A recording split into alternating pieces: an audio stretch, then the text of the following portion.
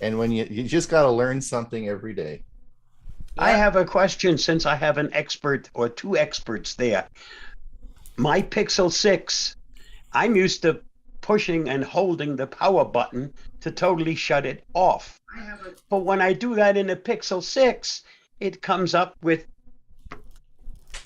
oh, Choices. no, there's no choice. It comes up with, how can I help you? Oh. Well, I don't know about Pixel, but in the Samsung, that's a setting for the side key. What do you want to happen when you press the power button? I don't think I have that. Not in my 4XL anyway. No, this My is on the Pixel Pixel 6 6. does my Right. Pixel 6 does the actual shutdown. So there's probably a setting in there. Yeah, I'll have to go digging.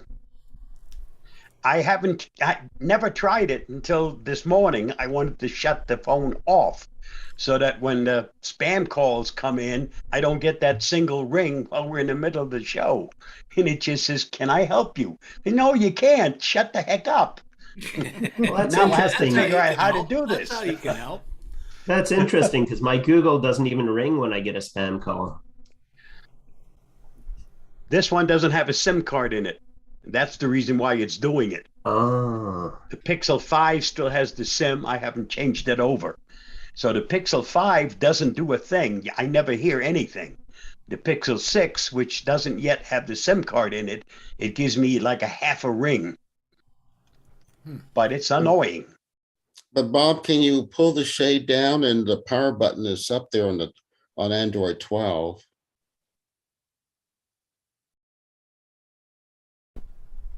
Yeah, you can power it down from there. Pull down twice.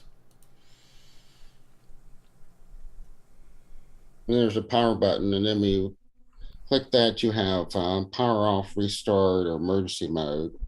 And And that's then the on same. mine, I have side key settings Oh, at the yeah. bottom. Okay. And then at the bottom, I have side key settings, the one that Yeah. Chris was talking about. Thank you. That Because shut it. Yeah, that took care of it. Okay, and then at the bottom, on mine, it has side key settings. So then you can tell what you want that side button to do. Okay. For now, I used your suggestion and it's now shut itself off. Okay, good. Carl, go ahead. Yeah, good morning, everybody. I have a question on my Samsung 2 watch.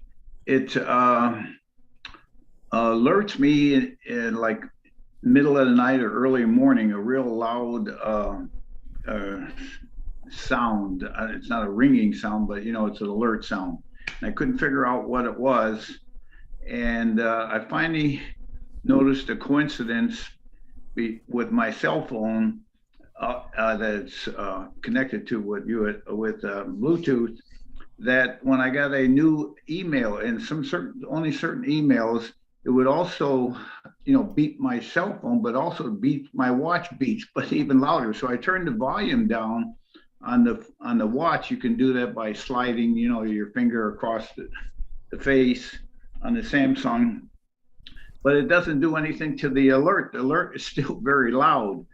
And I haven't figured out how to say disable that alert on my watch because I'm wearing a watch in bed. So if my arm is near my ear, it's like, hey, time to get up in the morning, like an alarm clock. Anybody, any ideas, Ron? So Carl, do you have the Galaxy Watch 4? Is this, you said you had the 2 or? 2. The 2, okay. Well, it'll be that's a common problem, and that's in the settings. That's on go into the app on your phone, okay? Go into the Samsung Okay. app on your phone and go into the settings and just disable notifications. It's sending notifications of email over to your phone. Okay. And so you just have to, just turn that off. Okay, very good. Thank you. I didn't know what was triggering it, if it was email or text messaging or what, but I think. Oh, I know. And with my Galaxy Watch 4, it beeps at me, and I've got everything turned off, and I have no idea why it's beeping at me. Like it's like talking to me, saying, "Hey, it's time for breakfast," or I don't know why it beeps, but it beeps at me, and I can't figure it out. So it can be quite annoying. Thank you. Recently, it's crazy. I had to put the phone in my bathroom and close my watch in the bathroom and close the door. It was waking me up, you know, because Yes, it will, you're sleeping with your arm by your ear, you know, and this thing Well, is it. well, worse than that, sometimes when the notifications come in, it turns the watch on. And like the Yeah. Galaxy Watch 4 will light up the whole bedroom, right? Yeah. So it's like it's all of a sudden, you know, it's like light, you know, what's going. And my wife's got she's got a Fitbit Sense, I think. And between the two of us, you know, it's like neon lights in the bedroom all night. So many things have these unintended consequences in life.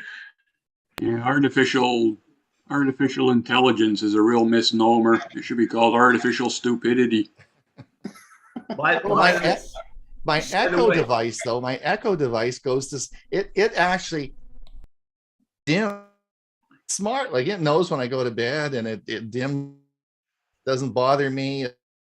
In the morning it wakes me up, and it figured all that out without me having to program it.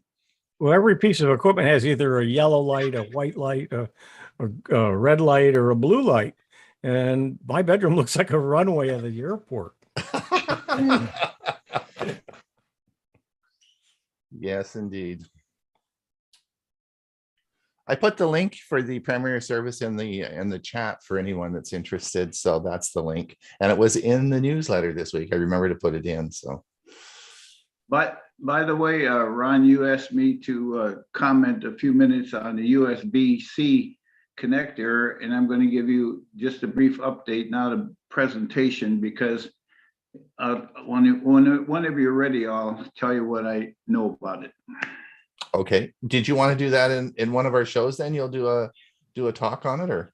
Well, later on, but I could just give you a brief update. If you want to do it, I could do it now for that matter. Why don't we do it in the Q&A? What, Carl, are you going to be around for the Q&A? Yeah, I could do it in the Q. Why don't we do it? I'll put that on in the Q&A. Okay, Carl? All righty. Okay, thank you.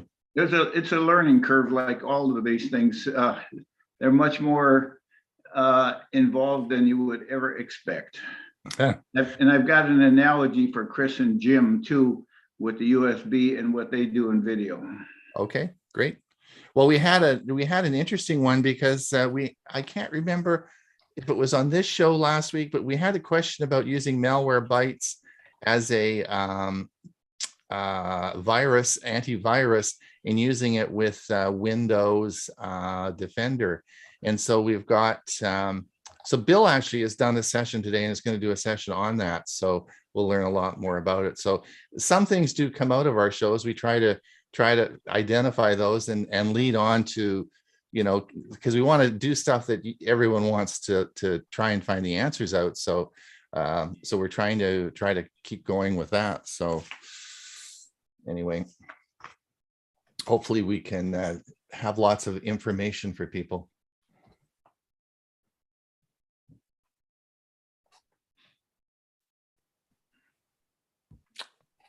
All quiet. On the Western Front. Yes, all quiet. Dewey, when are you heading home? You better unmute yourself. Sorry, about 2.5 weeks from now. Oh, 2.5 weeks. Don't forget to go and get don't forget to go and get those oranges off my tree, eh? I don't dare. I don't own it anymore. It isn't your tree anymore. Did you like the lemonade? The lemonade. From the Jordan girl? Oh, yes, that was delightful. Absolutely delightful. Good. Yeah, she made so this was our in-laws, and they had their granddaughter there, and they had a lemonade stand set up at the front in the park there. They made $120. Okay. She was so cute. Everyone gave her $1 for each glass, and they of course they had signs all over the park and come and get lemonade and everything. They made $120 on their lemonade stand. That's got to be a record. Amazing, because after we left the retirement party for our activities director at Silveridge, we were tooling down the street, and here's a guy sitting on a corner with an arrow that said, sitting with lemonade. Oh, We stopped and said, what's this all about? He said, there's a 5-year-old girl selling lemonade up the street. So we turned the corner and went and got our lemonade. She's a sweetie. yeah. There you go. There you go. We used, Well, we have when I was a sorry? kid, we used Kool-Aid. Kool-Aid, yeah. Well, in this case, they had actually got the lemons from the trees, the trees in the park, and had squeezed them all and had made the lemonade out of all the lemons in the park. So it's fresh. That was worth $1. Lost my audio. Mm-hmm. It was.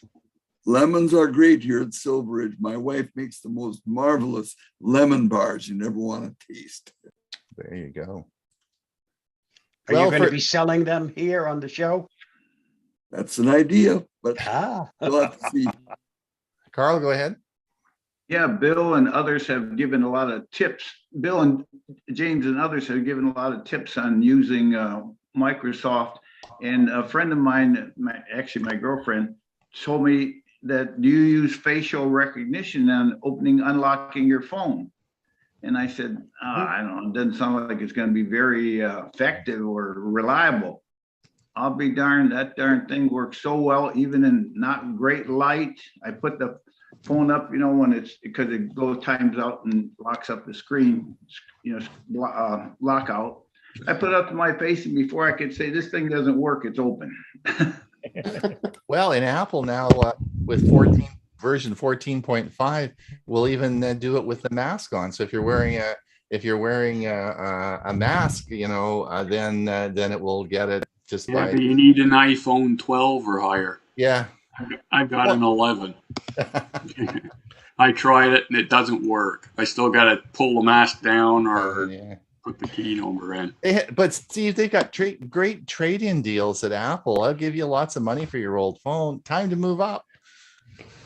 Great time for that to come out, when hopefully everybody soon won't have to wear masks anymore. That's true. That's true. I probably will wear one for quite a while, whether I have to or not. Yeah. Well, that'll be a personal choice, but it's not something that'll be required for everyone anymore. Well, I'm trying Zoom from my Chromebook for the very, very first time, so I'm hoping it's working. Looks pretty good, Marie. Your color's good. Yeah, it looks good. Yep, but your volume is very loud. Yeah. Turn your I should microphone probably turn it down a little bit then. Or just move back a bit. That was better. Yeah. Well, I think I'm using the microphone on my thing. So I'll just turn it down.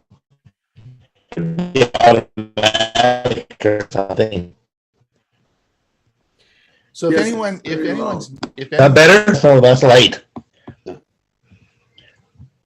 There you go. If anyone's new here, you can say hello. We're sitting around having a little chat. We'll be starting the show at top of the hour. If you have any questions, please ask our learned panel up here. If you have any comments or anything nice to say, I'm always ears. If you have any criticism, Hewie is there to take your. He's got broad shoulders. He always is happy to take the heat, so to speak. Other than that, we're going to start the show at top of the hour, another 6 minutes. We have a big show today. The premiere service will be. I put the links over on the side, and I'll do that through the show so everyone has the link. I did remember to put the link in the newsletter this week, so you should be after our show last week. We got a lot of people sign up for the newsletter, which was interesting. So anyway, hopefully you enjoyed it, and we'll see. Bill, are you going to put your coffee maker in the newsletter tomorrow, or what are you gonna your new coffee? Oh, I'm going to do something else. Okay. Oh, I think I put that in the newsletter before. I thought I had. I don't remember. I'll go look and check. I have a catalog of all those things I've done. Oh, okay. Diane, go ahead. Diane, go ahead. Has her hand up. You're muted, Diane.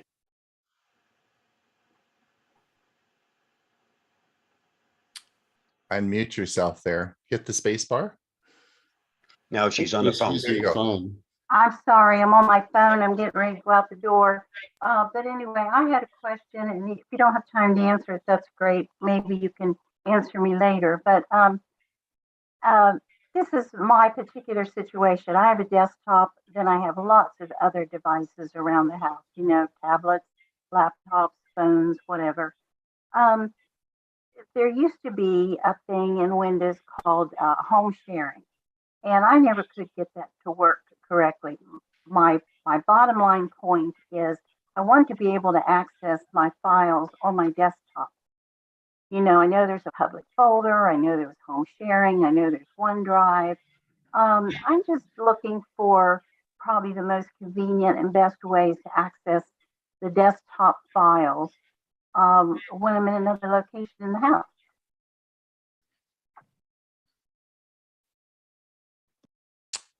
Anyone want to answer that? Bill? Well, my personal choice is OneDrive.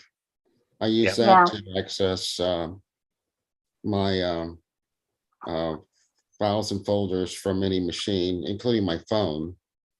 I found that to be very effective, and it's very easy. If you're familiar with File Explorer, you should have no trouble using OneDrive. No, I use OneDrive quite often, and I use it to back up. I just wanted to make sure I wasn't missing something that you guys knew about that I didn't, that was bigger and better. I'm not aware of anything. OneDrive has been my choice for a number of years. Yeah, I go way back. I forget what it was called. Remember the desktop to go and all that stuff we used to use? That's available in Windows. There's a remote control. They came out SkyDrive. Yeah. Yeah, Chris said there's a remote control on Windows as well. Okay. But I agree with Bill. And you could use Google Drive as well. I mean, Google Drive would work just as well as, you could use that instead of OneDrive. So, I mean, it's all. Yeah, I like Google. I really do. I just haven't gotten into all the Google features as much as everybody else. So yeah, that's a good idea too. I just wanted to be up to date. As long as you're backing up that particular folder, in this case, the desktop, to that external drive. Right. Oh, I am. I do a 44-page newsletter for our community every month. And so, the last thing I want to do is not back up my files. So I'm like a backup nut, but and then, I might be in another part of the house or another room, and I have my laptop on and I'm doing my artwork or whatever. And I think, oh, there's something I want to add to that file in OneDrive. So that's why I was just trying to create easy access for lack of being able to remember everything off the top of my head. Okay. Elaine has her hand up. Go ahead. Hi, since you started talking about OneDrive, I can you hear me? Yes. Okay. I was just backing up some things onto OneDrive from the laptop this morning because we have warnings about tornadoes and severe weather, and I was thinking, okay, better back up the computer on the important files. Now, I'm not a good user of OneDrive. I haven't used it much, and when I went to back up my genealogy folder onto OneDrive, it looked like I have to put that in a OneDrive folder in order to be able to back it up. Am I missing something there? Because when I moved it into the OneDrive folder, I could right click it and tell it I still want to keep it on the computer, which I do. But it looks like it moved the whole folder to a folder under OneDrive, and I'm not sure. Am I doing that right? Yeah, it would just be a duplicate folder that mirrors the one that's on your C drive. If you want to, but it doesn't. It moved it out of the C drive. I can't. It's usually under C data. Oh, okay. Book. You moved rather than copy. Yeah. Sorry, we have to start the show now. We'll probably do. Can we follow that up in the Q&A? Yeah. Can I get to the Q&A if I leave and have lunch and then come back? Yeah. Just come back to the same place. Same place. Just stay in. You don't have to leave. Just stay. Oh, okay. Mute yourself and we got to go.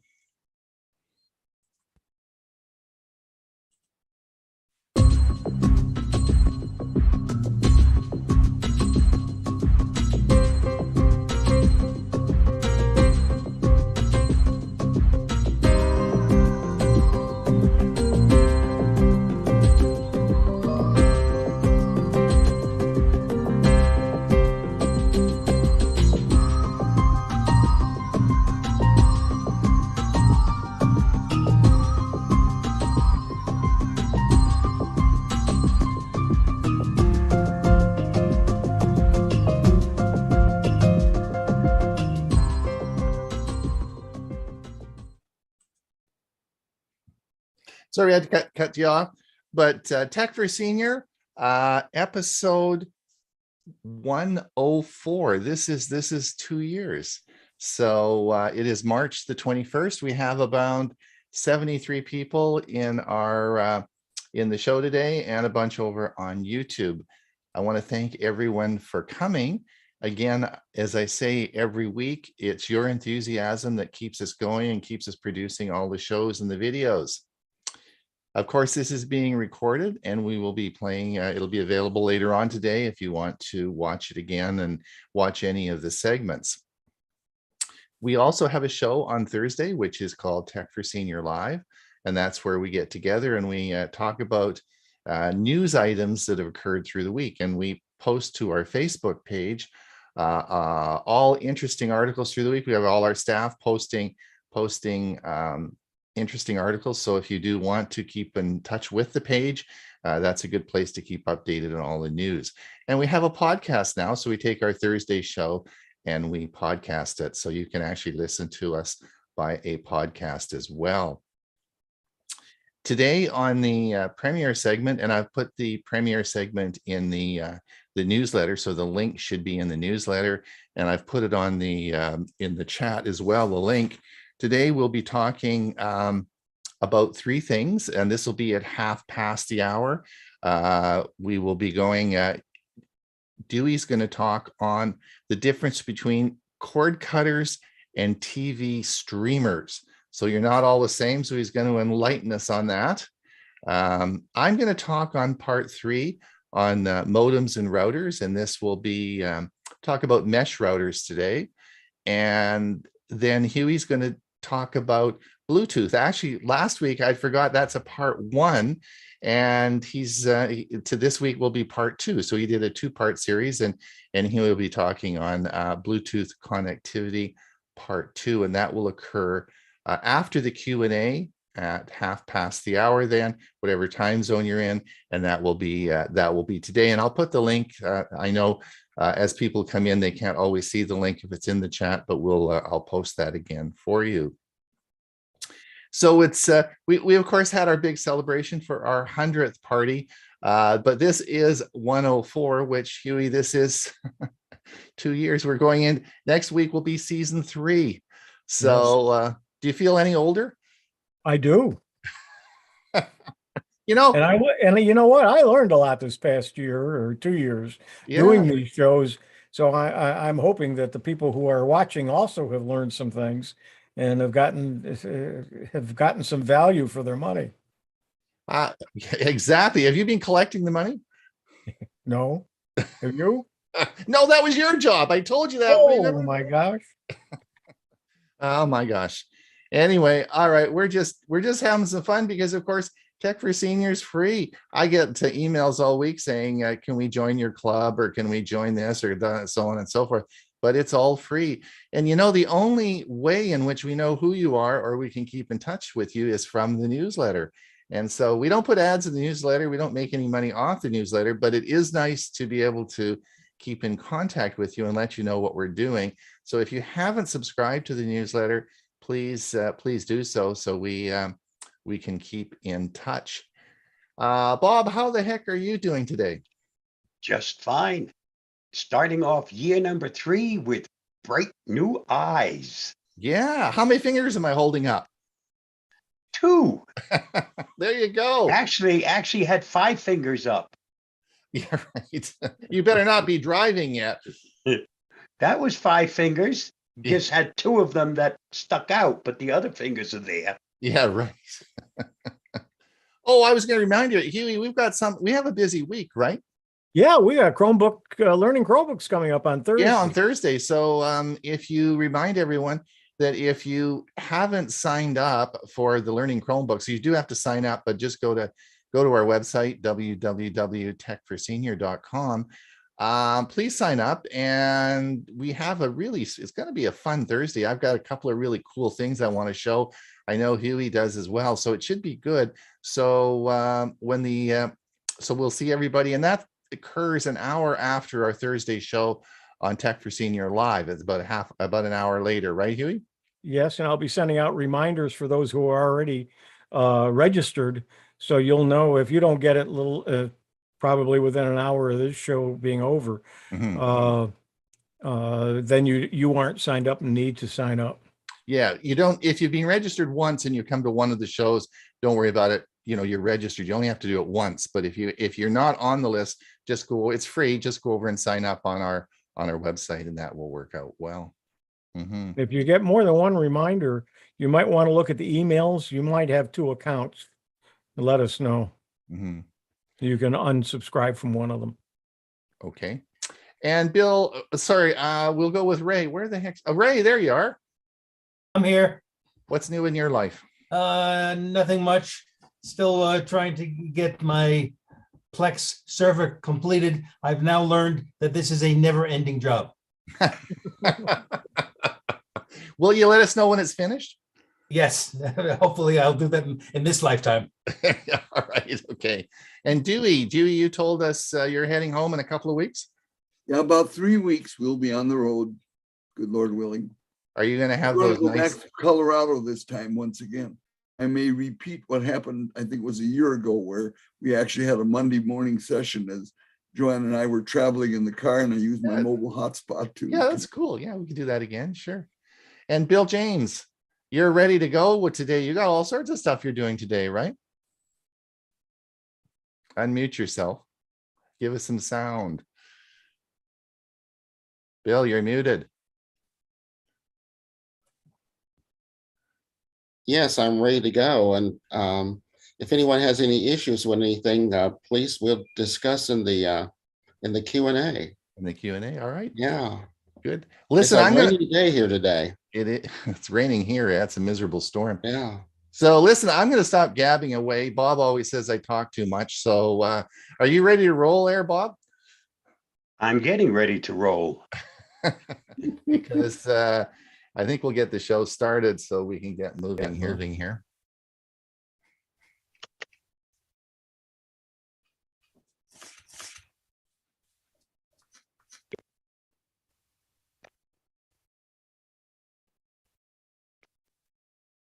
Here is the Avast Security News Roundup for the week ending March 18th, 2022. Bob, I don't Computer you're not glitch sharing your screen. disrupts Sharing the wrong 50% of screen. rail traffic in Poland and other countries.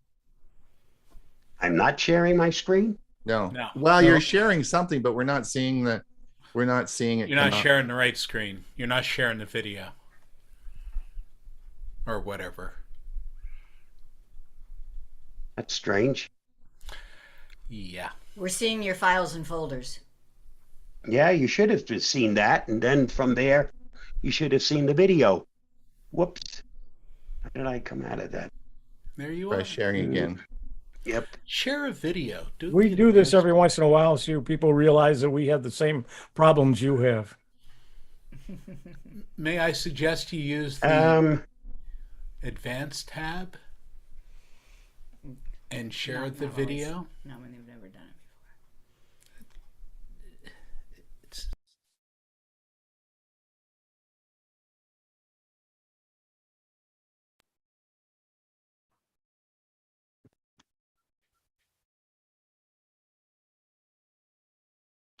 Number 2. Come on. I like the picture.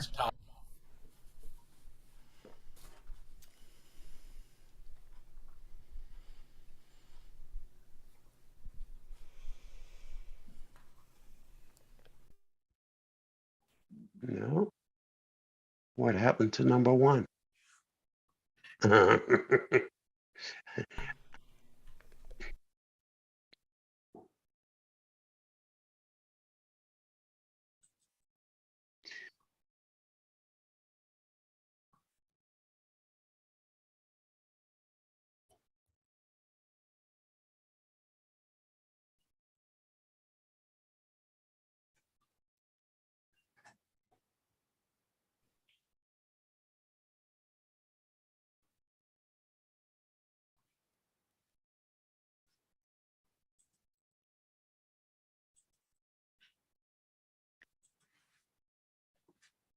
My video disappeared.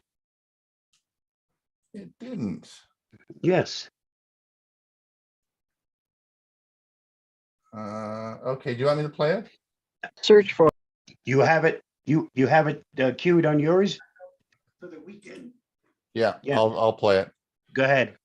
Okay, let me just share my screen. Yeah, let me get out. Stop sharing. Go ahead.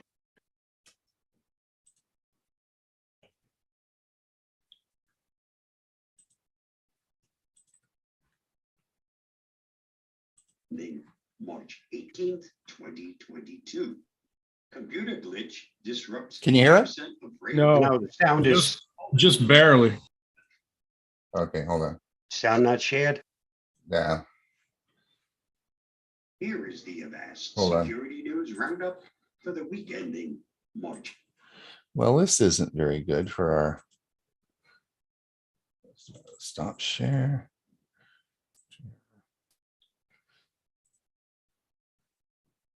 I could hear it just fine. Yeah, there we go. This will work. 18th, 2022. Yeah, now you got it. Computer glitch disrupts 80% of rail traffic in Poland and other countries. Polish passenger train operator PKP suggested passenger consider different modes of transport with thousands of refugees pouring in from Ukraine. Polish authorities noticed disruption to the rail network early this morning, citing faults in control devices in several local railway traffic management centers. The disruption caused delays, and some trips were canceled altogether. WPR24.pl reported.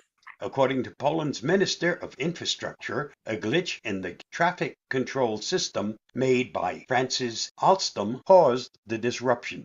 The traffic control failure affected the entire country, covering over 800 kilometers of tracks, sparking fears the disruption was a part of a Russian cyber attack.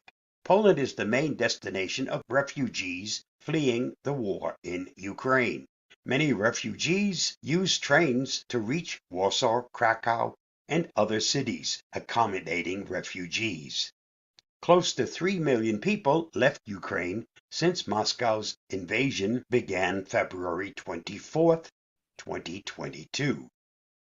UK watchdog concerned over Norton LifeLock's purchase of Avast. Norton LifeLock's $8.6 billion purchase of Avast raises competition concerns.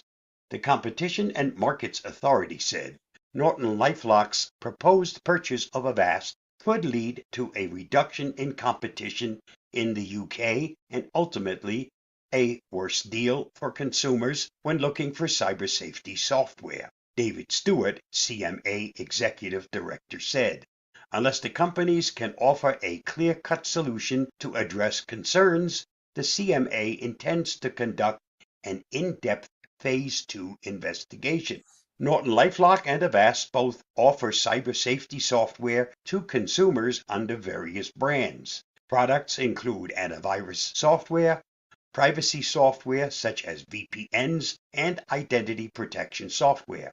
The UK competition watchdog is concerned that the proposed deal could lead to UK consumers getting a worse deal when looking for cyber safety software in the future.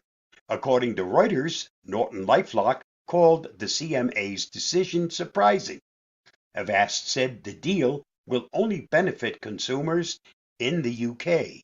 The investigation would delay the completion of the deal, which is now expected to close in mid to late 2022 and not April 4th as originally expected. Stellar startups, beware. Bad guys want a slice too. Some cynics say no good deed goes unpunished, and that appears to be what is happening in cyberspace, with high-growth enterprises more likely to be targeted by threat actors, according to a recent study. Hypergrowth companies, defined as businesses enjoying more than 40% annual increase in revenues, are increasingly singled out by cybercriminals hungry for an illicit slice of their fat profits, InfoSec firm Beyond Identity said in a blog. Employees from hypergrowth companies reported more cyber attacks than standard growth companies, said Beyond Identity. Over a third of respondents said their company had experienced 3 to 5 previous attacks. Slightly more than a quarter reported 1 to 2. Read the full story at Cyber News. FBI launches crypto unit to curb online crime.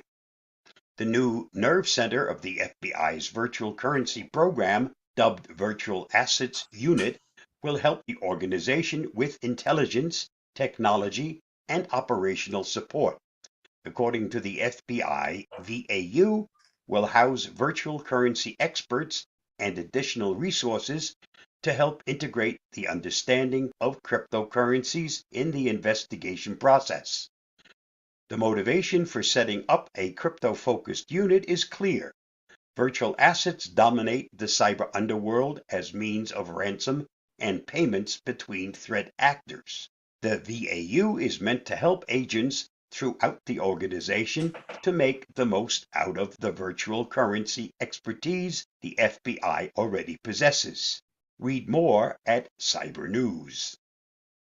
Anonymous stole 20 terabytes of data from Rosneft's German unit.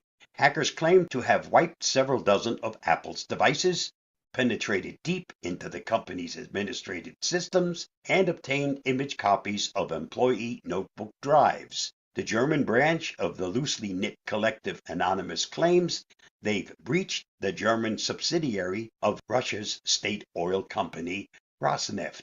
Local media reported that Rosneft approached the company's BSI cybersecurity watchdog, indicating that the data breach has indeed happened. Rosneft is the third largest German oil refining market player with deep political ties to German elites. Former German Chancellor Gerhard Schröder is Rosneft's chairman of the board. Read the full story at Cyber News. U.S. law to compel firms to report cyber attacks. The Senate has approved a bill that, if passed, would require vital infrastructure companies to report a cyber attack no more than 3 days after learning of it. Similarly, such bodies would have to notify the authorities no later than a day after paying any ransom demand by the threat actors. However, the bill is being contested by the Department of Justice and Homeland Security, who have criticized provisions in the proposed new law that stipulate the reports must be made to government cybersecurity agency, CISA, and not the FBI, conventionally the first responder to reported incidents of cybercrime. The FBI told Politico that moving key responsibility away from it in favor of CISA might discourage companies from talking to the Bureau and make it harder for the government to disrupt cybercrime gangs. But not all observers share the FBI's pessimism about the bill, which is due to go before Congress for consideration. The outlook for enacting the bill into law is strong, given that both chambers have approved similar cyber incident reporting requirements, said law firm Morrison Forster. Read the full story at Cyber News. Just follow the link. And that wraps up this week's Avast Security News Roundup. Stay safe, stay secure, and I'll see you again next week. Bye-bye. Here is the Avast Security News Roundup for the week ending March 11, 2022. Come on, there we go. Bob, are you going to play? Do you want to play your next segment? Unmute yourself and.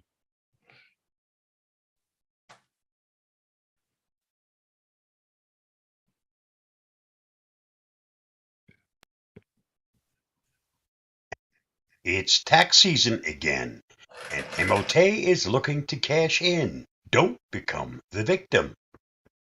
This may look authentic, but it's not. The IRS will never ask for personal information via phone or email. MOT has consistently employed financial themes in its phishing emails, and attackers have previously exploited the arrival of the U.S. tax season to construct emails targeting users who need to file tax returns. The 2022 tax season is no different, As early as March 14, 2022, MOT operators returned to their old tax season hunting grounds with some new tricks, as Confense Intelligence observed phishing emails using W-9 tax form lures to deliver MOT payloads. MOT operators have upped their game in this most recent campaign, now including the Internal Revenue Service's IRS logo, a specific mention of the organization employing individual recipients, and a password with which to extract the attached password-protected archives. When the Office macro-laden spreadsheet enclosed in the password-protected archives are opened, they request that macros be enabled. If macros are enabled, MOT.dll files are delivered to the victim's computer. MOT operators have also inserted some variety in the text of these campaigns, which will impede recognition by spam filters and secure email gateways. Phishing threat actors not known to be associated with MOT have also attempted to take advantage of tax season, primarily in credential phishing campaigns. We expect phishing activity of this nature to continue throughout the U.S. tax season. Keep your guard up. MOT and others are hoping you'll let your guard down. For more on this topic, see confense.com at the link listed below. Stay safe, stay secure, and I'll see you again soon. Bye-bye. Thank you, Bob. Let's see what Dewey has to say. Well,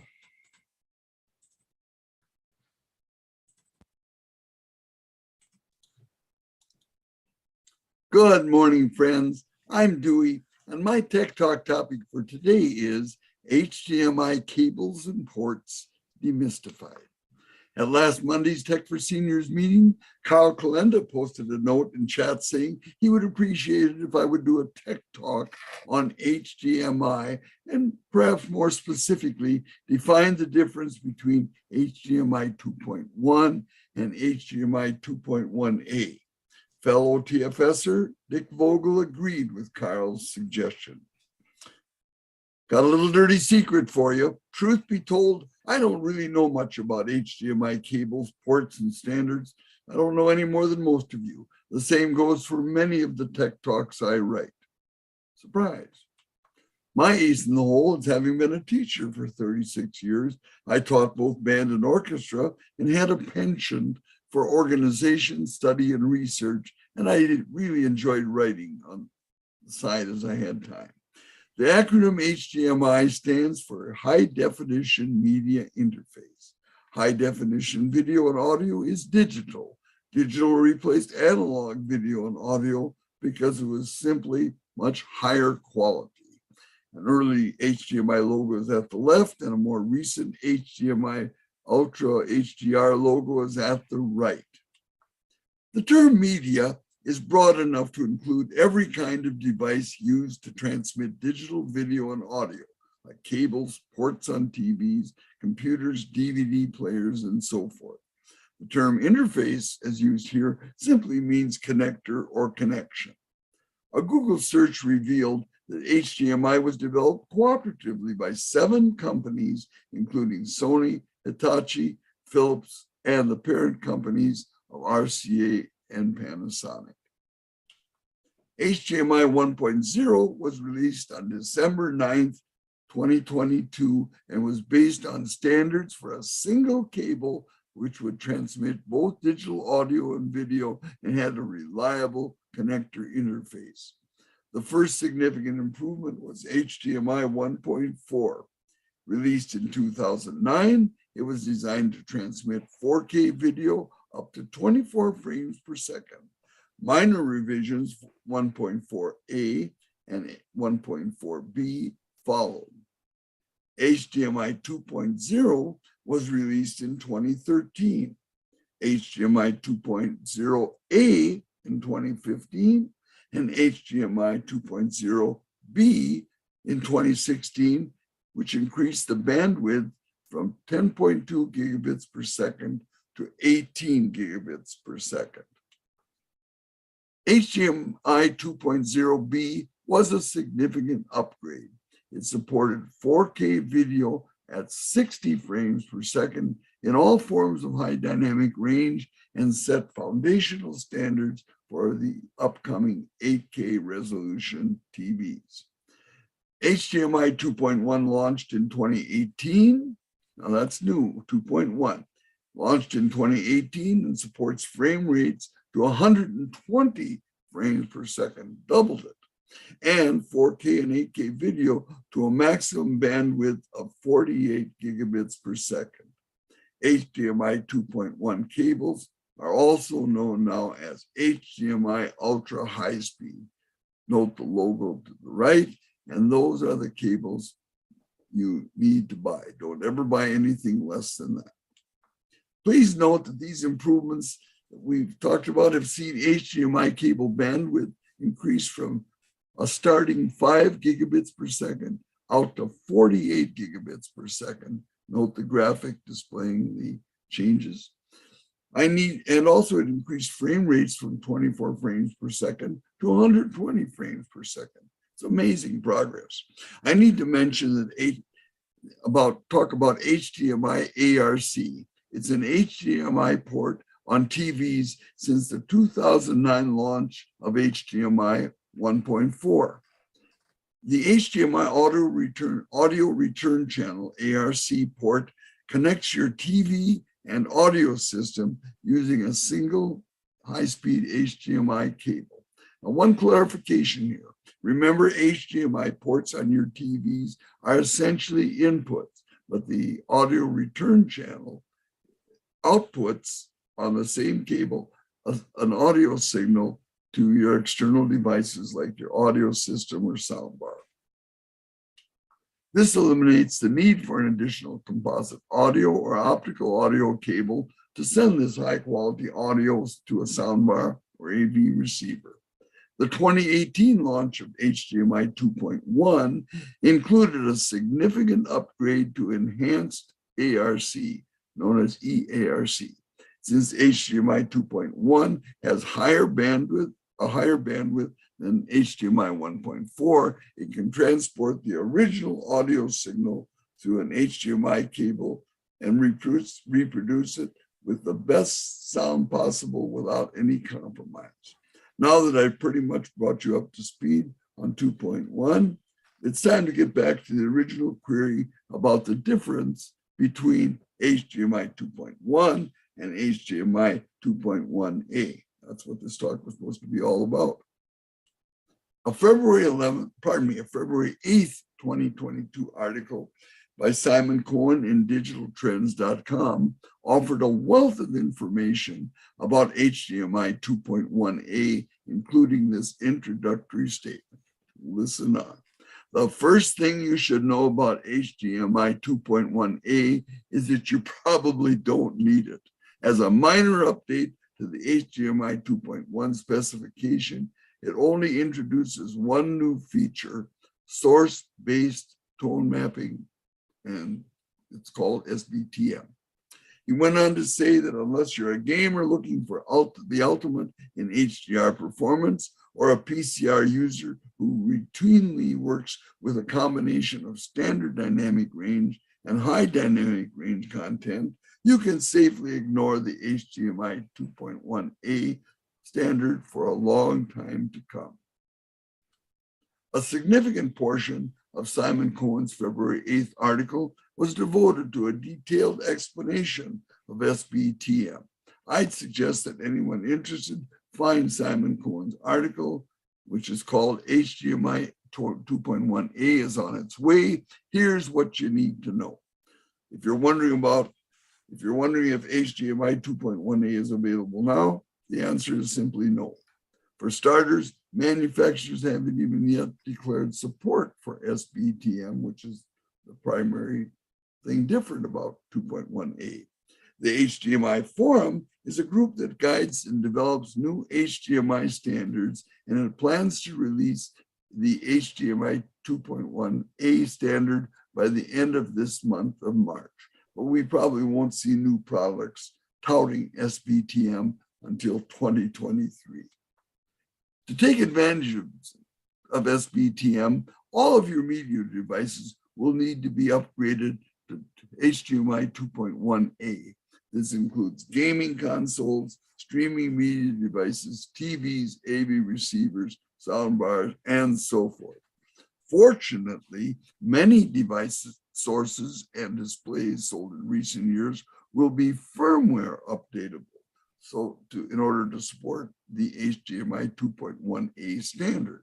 However, there's no real guarantee that even if your TV is physically capable of handling 2.1a, that your manufacturer will indeed issue an update. You just don't know. Also, it's unlikely that you'll ever need to replace your existing HDMI cables for SBTM or 2.1a. SBTM uses extended display identification data signaling to communicate a display's capability to a connected source device. EDID has been a part of the HDMI specification from the beginning, from HDMI 1.0. The HDMI licensing administrator, which oversees the way HDMI capable products are marketed, has a clear rule that manufacturers of products like TVs, DVD players, streaming devices are obligated to list the specific HDMI features they support. Now, for example, this would include in HDMI 2.1 things like EARC, variable refresh rate, and 4K video at 120 hertz. If you're talking about HDMI 2.1a, of course, it would include SBTM. Well, that's my Tech Talk story for today, and I'm sticking with it. Good Lord knows I sure ventured out into the weeds toward the end on this one. Well, anyway, thanks for watching. Stay safe, and the good Lord willing, we'll be seeing you next week. I want to mention also that we're just rounding out the end of our wintering here at our little tin shack with lean-to at Silveridge in Mesa, Arizona. And if things get too busy, I might have to not be here for a week. Well, anyway, see you later. Thanks, Dewey. Well done. Now we have Bill James, Secret Windows Features. Bill, are you ready to roll? I am.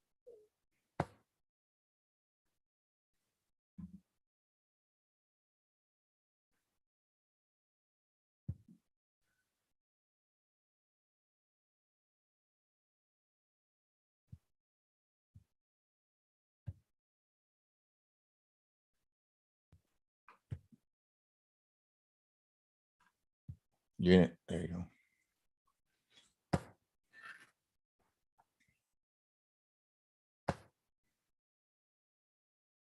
Windows secret features. They are numerous, and this is some of the highlights. But one of the things, Microsoft loves speech recognition when it comes to Windows and Office. At any time, you can use the Win plus H hotkey combination to pop up a box that records your voice through your PC's microphone and dictates the speech in your current text field. You still need to type manual punctuation, but save yourself some typing by dictating emails, messages, and more. In Windows 11, it's still Windows plus H, except that you'll get a pop out in the lower part of your screen. Just click on the microphone.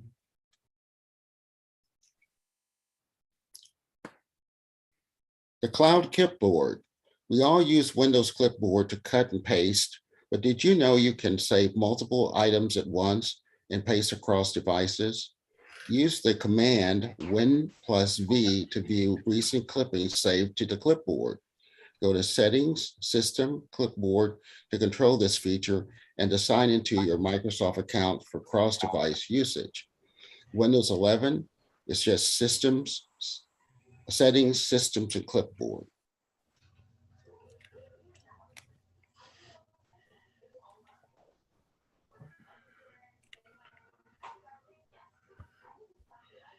The secret start menu. I think many of us are familiar with this, but here's a reminder. If you are a fan of that old school, i.e. non-tile start menu experience, You can still sort of have it. Right-click on the Windows icon in the bottom left corner to prompt a textual jump menu with a number of familiar destinations, including apps and features, search, and run. All these options are available through the standard menu interface, but you can access them quicker here. Windows 11, right-click on the Windows icon. The Windows Sandbox. Windows 10 Pro and 11 Pro users have an extra asset to protect them against dangerous apps and files. If you enable Windows Sandbox inside the control panel, it will create a virtual instance of Windows inside Windows. You can then safely open anything you're not sure about before introducing it to your actual Windows installation. Once you close out of the sandbox, everything inside of it goes away without hurting your computer. To use this feature, virtualization has to be turned on.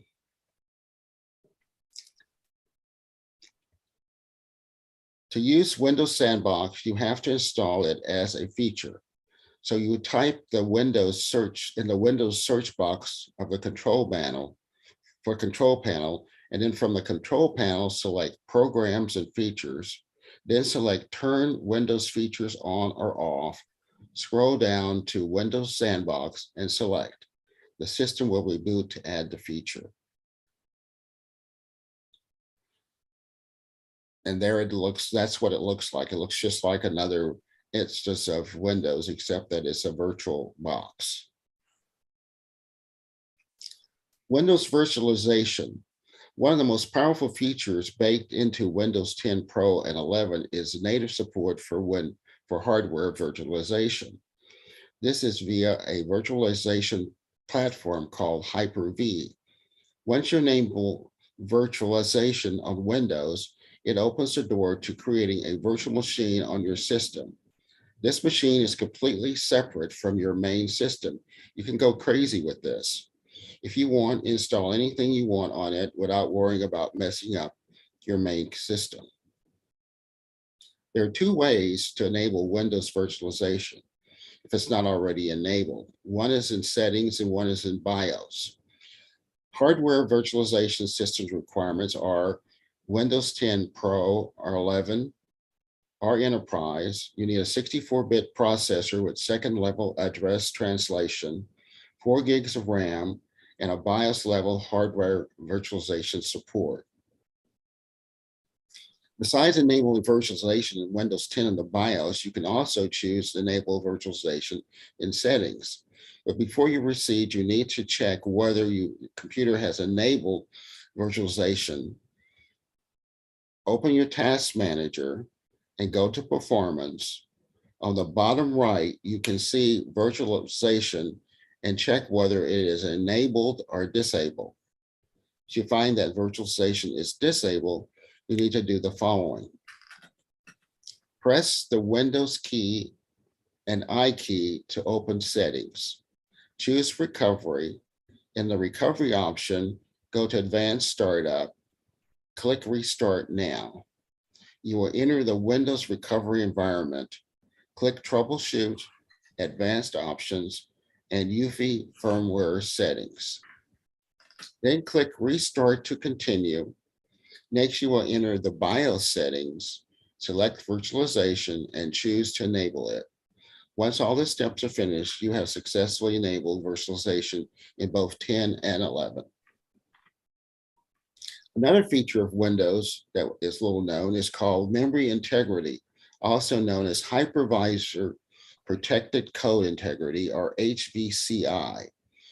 It is a Windows security feature that makes it difficult for malicious programs to use low-level drivers to hijack your computer.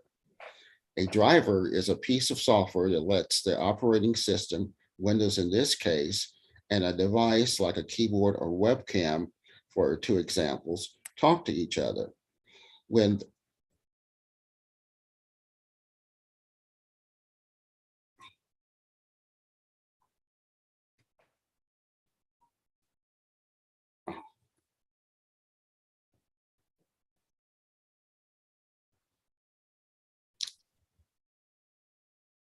when the device wants Windows to do something, it uses the driver to send the request.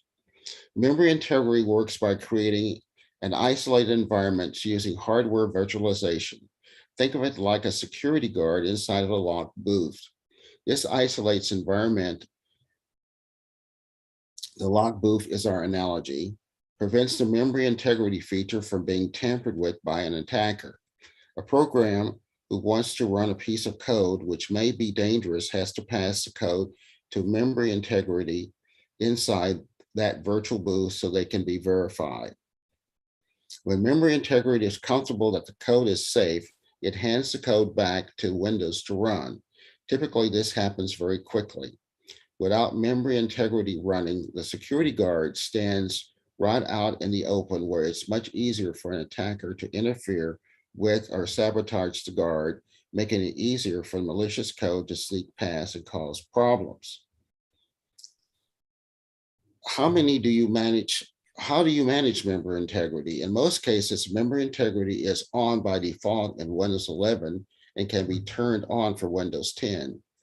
To turn it on or off, you want to select this, go to the start button and type core isolation. And then select the core isolation system settings from the search results to open the Windows Security app. On the core isolation page, you'll find the memory integrity along with a toggle to turn it on and off. Another feature of Windows is the enhanced Windows search. If a PC searches are taking too long in Windows, narrow things down under Settings, Searching Windows. Set the search to Classic, which only applies searches to your libraries and desktop. The Enhance option indexes your whole computer, which takes longer and uses more power. You can further narrow your search by marking certain folders as excluded. In Windows 11, look under Settings, Privacy, and Security, search Windows. The revamped screen capture tool.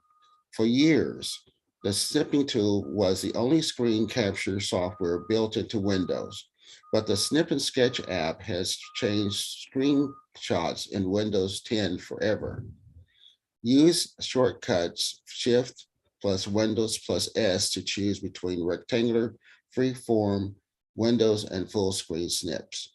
You will then find the tool has a built-in image editor separate from Microsoft Paint. This also applies to Windows 11 as well. Press pause on updates. We all know updates are important. They give your operating system the latest features, security patches, and more. But sometimes when you just want Windows to leave you alone without those insistent pop-ups, you need to go to Settings, Update, Security, Windows Update, and you can pause upcoming feature updates. Home and Pro users with Windows 11 will have different options. Cloud reset. You need to reset your PC. Microsoft cloud-based reset feature should help users when Windows crashes and there's no recovery drive or USB drive to reset the operating system. This remote option reinstalls the same version of Windows previously running, but it will still require removing all your apps and personal files. You can find this option under Settings, Update, and Security Recovery. For Windows 11, it's Recovery Reset PC. Drag to pin windows. We all multitask, and Windows makes it simple by letting you pin windows in different parts of the screen. Grab any window and grab it to the left or right boundary of the screen, and it will fit to that half of the screen. You can also move a window to any of the four corners of the screen to lock it to a corner. We can prompt similar behavior with a selected window by combining the Windows key and any directional key. For instance, move a window to the left side of the screen with Win plus left arrow shortcut, then use Windows up plus up or down arrow, and the window will snap to the corner. Customize your command prompt. If you like to dig into the innards of Windows with command prompt, you'll be happy to know you can customize the tool itself. Open the command prompt, right-click on the Windows top bar, and select Properties to personalize your experience. Near sharing. In an open document or photo, you can share the file directly with nearby devices the same way Apple's AirDrop works. Click the share icon atop your dock or photo toolbar to open the panel, and then click Turn on Nearby Sharing to send files to another computer using Nearby Share. Control this feature by going to Settings, System, Shared Experience to turn on Nearby Sharing on or off. You can also set it to share with anyone or only your devices. And that's it for the Windows Secrets. I'm Bill James. Thank you, Bill.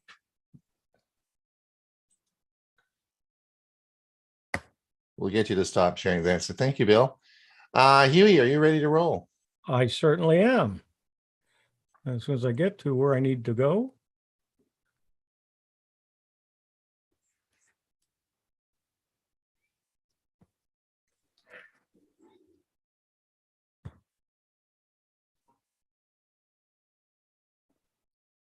Please like this video and subscribe to our channel.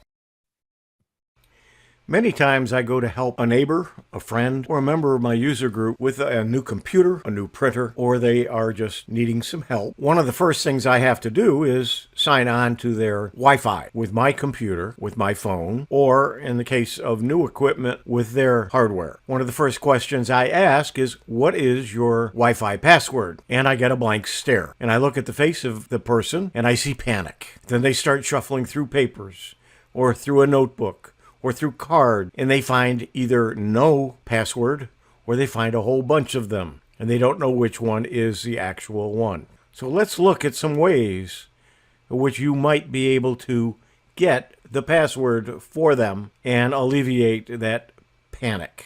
The first place to look is on the router itself. That might require you getting on your hands and knees underneath the desk or somewhere in the room in a dust-filled area and find the router. And then either on the top or the side or the bottom, there may be a label with the password. If you're lucky, that password wasn't changed and you have determined what the password is.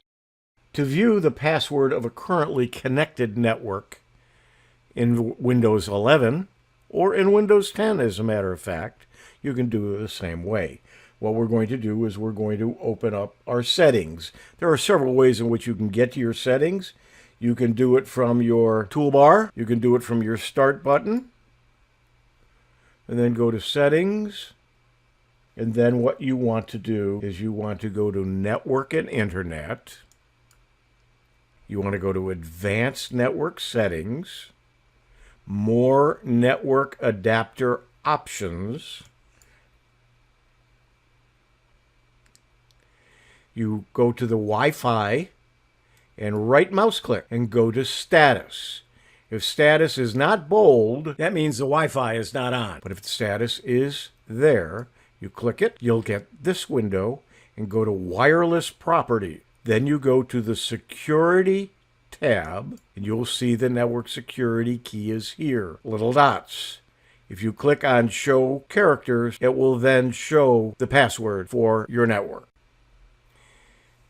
If you want to access the password of other Wi-Fi networks that are saved on your device, you can do that too on Windows 11 or on Windows 10.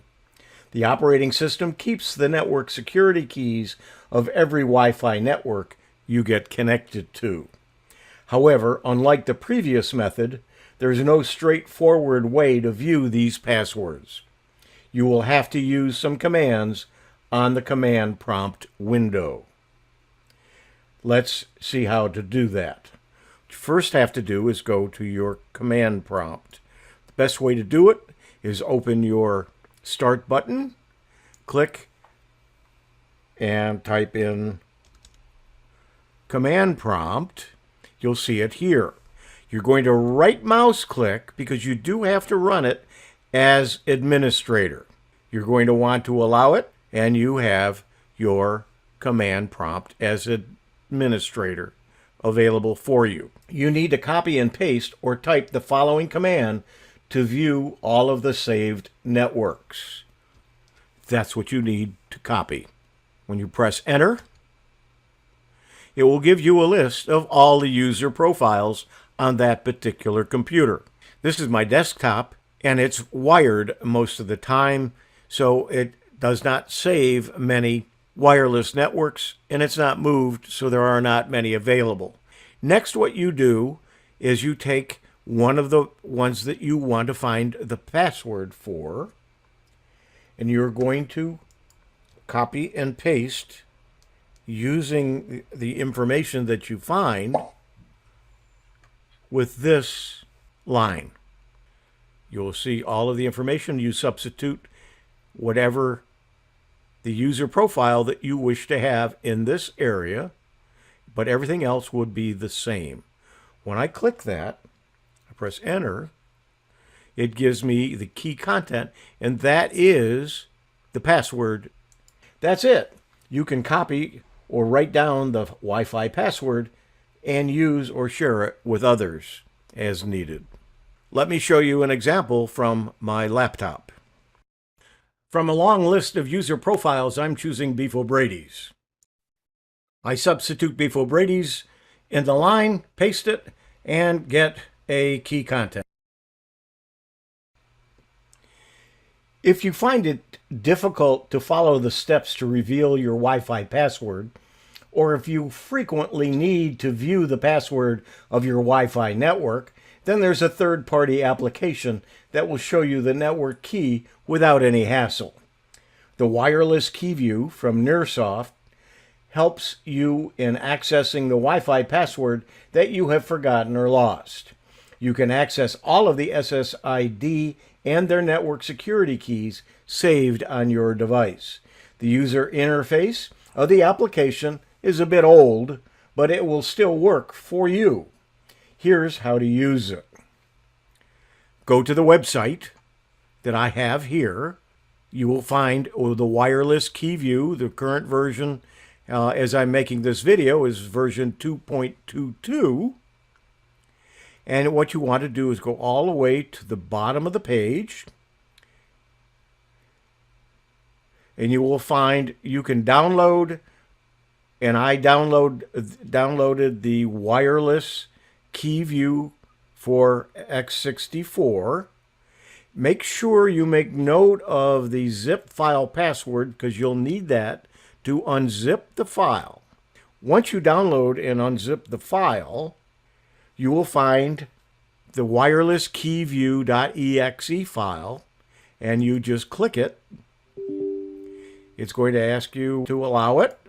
Once you do, let's bring this here, you will see the same network names and the keys for those on here. You can run this at any time. You do not have to install it. Just remember where that app is located, or make a shortcut on your desktop for wirelesskeyview.exe. Wi-Fi passwords can be a valuable asset, so it's important to take the necessary steps to protect them. Now that you know how to view your Wi-Fi password in Windows, it's also important to learn how to manage and protect it. Here are a few tips to help you manage your Wi-Fi password. Change the default SSID and password immediately after getting a new Wi-Fi connection. Never share your password with anyone unless you trust them completely. Make sure the password is strong and consists of letters, numbers, and special characters. Update your passwords regularly to reduce the chance of unauthorized access. Always check how many devices are connected to your Wi-Fi network to know who is on your Wi-Fi. For that, you need to check the dashboard of your router. Now, those tips are good ones. Most of us don't adhere to them. I've shown you how to view Wi-Fi passwords in Windows in 4 ways. The first method is to check your router for a label which contains the Wi-Fi password. In the second method, I showed you how to view the password of currently connected networks using advanced Wi-Fi settings. With this method, there is no need for any command line or administrator rights. You can just open Windows settings, follow a few instructions, and get your network security key. In the third method, I showed you how to view passwords of all Wi-Fi networks that are saved on your system. This method uses the command prompt window and some commands. It's also straightforward to follow. The fourth method is to run a third-party application. How to see your Wi-Fi password in Windows. I'm Hewie Poplock. There we go. Thank you so much. Bill is going to do a session next week on the Malwarebytes section because we need to get to Ray's music. Ray, are you getting ready for your music section? Oh, I am now. I'm going to just say, let me just say goodbye to our YouTube, people over on YouTube. Thank you for coming. We will be starting our music segment now. If you want to pop over to our Zoom meeting and participate in the Q&A, we have lots of room for you over here. So we're happy to let you in and you can participate. Probably lots of questions on Q&A. Ray, I'm going to let you take it away.